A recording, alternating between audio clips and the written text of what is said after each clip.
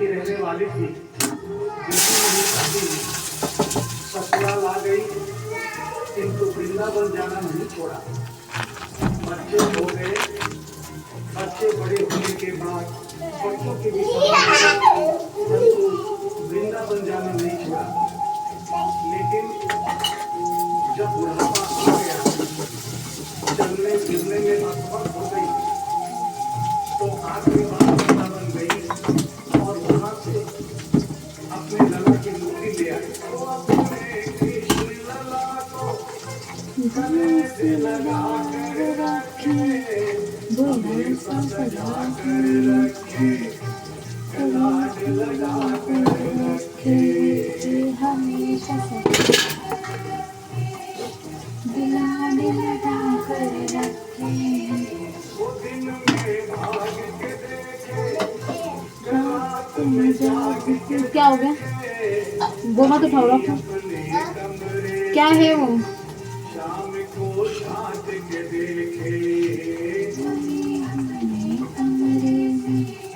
शाम को छाप के देखे। अपनी जान से ज्यादा रखती, अपनी जान से ज्यादा रखती, अपने लला का ध्यान। भगत के बस में है भगवान, भगत के बस में है भगवान। क्या खाया बेटा? ये फैला दी, पूरी फैला दी। फैला ही काहे जमाने भी नहीं थी, हमने कही थी जमावे।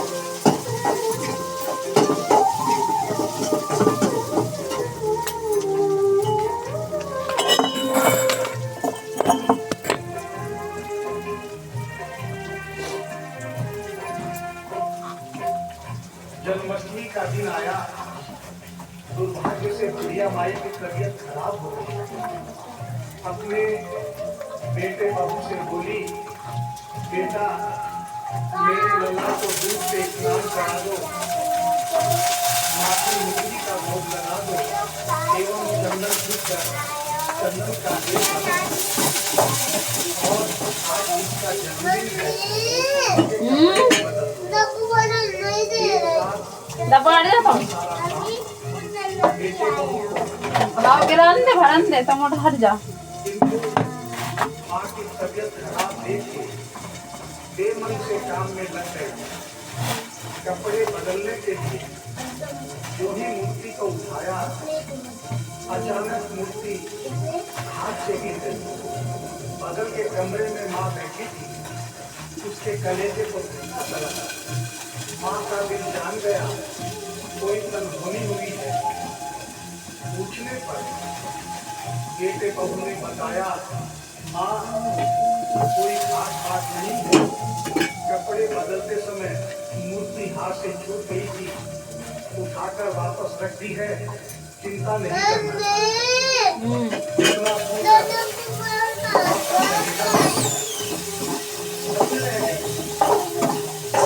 बाहर जा, अंदर जाओ, जाओ अंदर खड़ी हो। मेरा छोटा सा लल्ला इतनी ऊपर से गिरा, पता नहीं कहाँ कहाँ चोट आई होगी, पता नहीं मेरा लल्ला सही सलामत है या नहीं। अपने बेटे बहू से बोली, क्या दूर रहा डब्बा, जल्दी करंट लग जाएगा। बुढ़ापा बिगड़ गया जी, लाल मेरा कैसे गिरा रे। बैठ अंदर जाओ।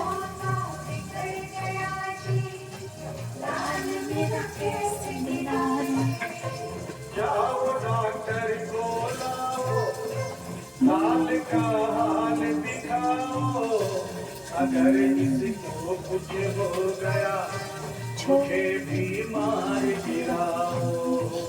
अगर इसको कुछ हो गया मुझे बीमार गिराओ। रोते रोते पागल हो गई, रोते रोते पागल हो गई, घर वाले परेशान। भगत के बस में है भगवान, भगत के बस में है भगवान।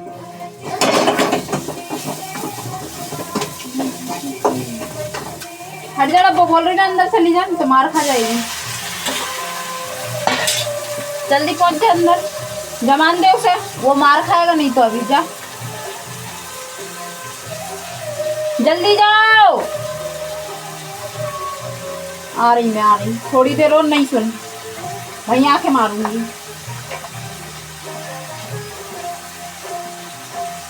माँ डॉक्टर बुलाने के लिए जिद करने लगी। बेटे बहू ने लाख समझाया पर माँ नहीं मानी। बेटा जोर से बोला, माँ तो पागल हो गई है, एक मूर्ति के लिए डॉक्टर बुला रही है। पड़ोसी देखेंगे डॉक्टर को और ये सारा किस्सा सुनेंगे तो हंसेंगे और कहेंगे माँ तो पागल है ही, बेटे बहू भी पागल है। माँ के कहने में आकर मूर्ति के लिए डॉक्टर बुलाया है। बुढ़िया भाई का रोना धोना सुनकर पड़ोसी इकट्ठे हो गए। घर में बहसबाजी हो रही थी। जब पड़ोसियों ने पूछा तो बेटे ने बताया, क्या बताऊं भाई साहब, बोल रही हूँ ना अंदर चली जा, तो नहीं सुन रही है। माँ तो खाएगी तू। वृंदावन गई थी, वहां से एक लड्डू गोपाल की मूर्ति ले आई। कहती है ये मेरा सबसे छोटा लल्ला है। आज सुबह जब मैंने कपड़े मिर्ची को पीस रहे हैं। उठाया तो अचानक अब माँ कहती है डॉक्टर को लेके आ।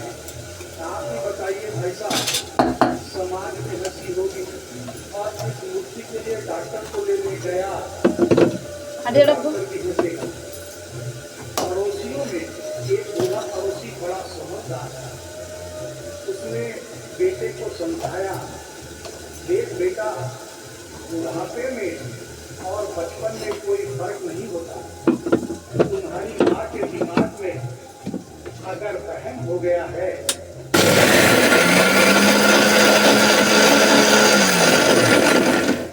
तो इसकी बात मान दे। यही बगल में डॉक्टर रहता है, तू सारी बात डॉक्टर को समझा और फीस वहीं पर दे दे। तेरी माँ तेरी बात नहीं मानेगी, परंतु डॉक्टर आकर समझाएगा तो उसकी बात मान जाएगी। घर का झगड़ा भी खत्म हो, तेरी माँ का बहन भी खत्म। बेटे को बात समझ में आ गई। डॉक्टर के पास गया,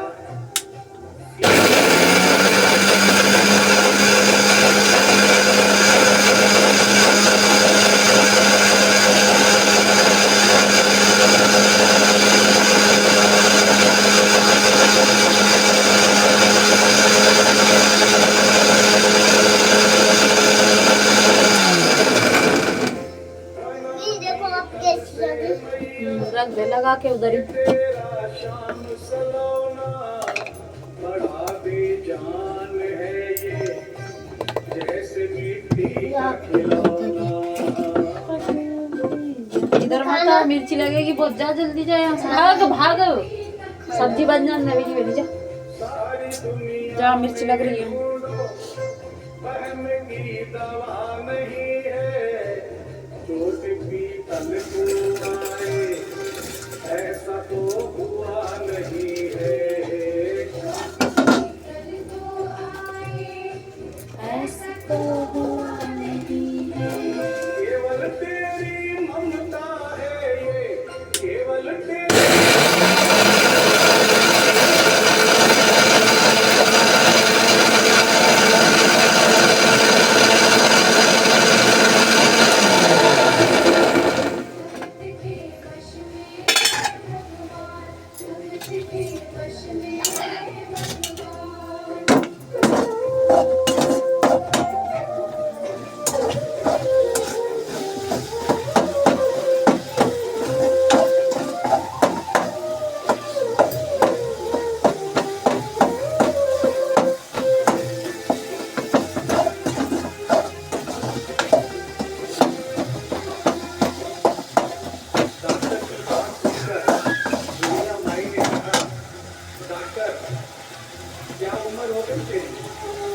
डॉक्टर सुनकर झटका बक्का हो गया। बोला माई 65 साल। माँ बोली डॉक्टर तूने जिंदगी के 65 साल बेकार कर दिए। तूने इतना भी नहीं सीखा कि मरीज को देखे बिना रोग पकड़ने नहीं आना। तूने मेरे लल्ला को दूर से ही देख कर कह दिया कि डॉक्टर को अपनी गलती का एहसास नहीं हुआ और थोड़ा गुस्सा दिया। उसने कहा ये मारी तेरा बहन निकाल देता है। उसने मूर्ति के माथे पर हाथ रखा और कहा और मारी क्या है, कुछ नहीं है। उसने मूर्ति के सीधे पर हाथ रखा, कहा बोल मारी क्या है, कुछ नहीं है। उसने मूर्ति की नजर पकड़ी और बोला बोल मारी क्या है, कुछ नहीं है। बोला मारी बोली क्या है, देख डॉक्टर मेरा लड़का अभी बहुत छोटा है और पूरा हो गया है। हो सकता है मेरे बेटे की नब्ज धीरे चल रही हो, सीना धीरे से धड़कता हो, आप नहीं पा रहा हो। माँ की ममता है नहीं मानती। तू मेरा बहन निकालने के लिए एक काम कर दे, अपनी बक्सा में एक मशीन रखता है। बुढ़िया माई को स्टेथोस्कोप का नाम नहीं मालूम। वो मशीन धीरे से धड़कने वाली धड़कन भी पकड़ लेती है। एक बार उस मशीन से चेकिंग कर दे, मेरा बहन निकल जाएगा। डॉक्टर ने फीस ली थी, उसका फर्ज बनता था कि जैसे घर वाले बोले उनकी बात मान, चेकिंग तो करनी पड़ेगी। डॉक्टर ने स्टेथोस्कोप निकाला, अपने दोनों कान में लगाकर गोल वाला चक्कर मूर्ति के शरीर पर रख दिया।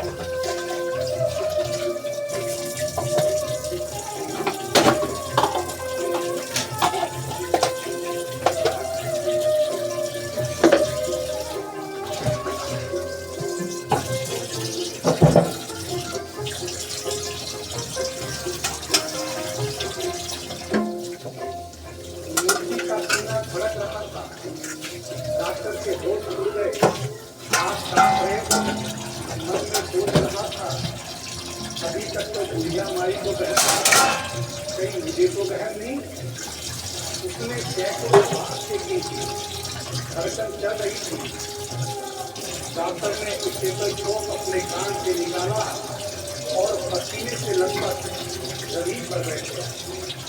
बुढ़िया माई ने पूछा डॉक्टर कुछ समझ में आया, मेरे लल्ला को क्या हुआ, अब तो ठीक है। डॉक्टर ने बड़ी हिम्मत बटोर कर कहा मैया मैं डॉक्टर हूँ, नब्ज देखकर सारी बीमारी पकड़ लेता हूँ। मैया मुझे सारा माजरा समझ में आ गया है। जो कन्हैया के दिल की धड़कन सुन ले उसकी आत्मा में तो ज्ञान हो ही जाता है। डॉक्टर को भी ज्ञान हो गया।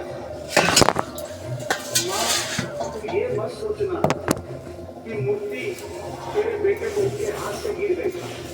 बेटे बहू को दोष मत देना, उन्हें नहीं डांटना। माँ तेरा लल्ला कैसे गिरा ये डॉक्टर जान गया है मेरी बक्सा में ऐसी कोई दवाई नहीं जो तेरे लल्ला के लिए बनी हो। डॉक्टर को आत्मा में ज्ञान होने से उसने बड़ी भक्तिपूर्ण और भावनापूर्ण बात माँ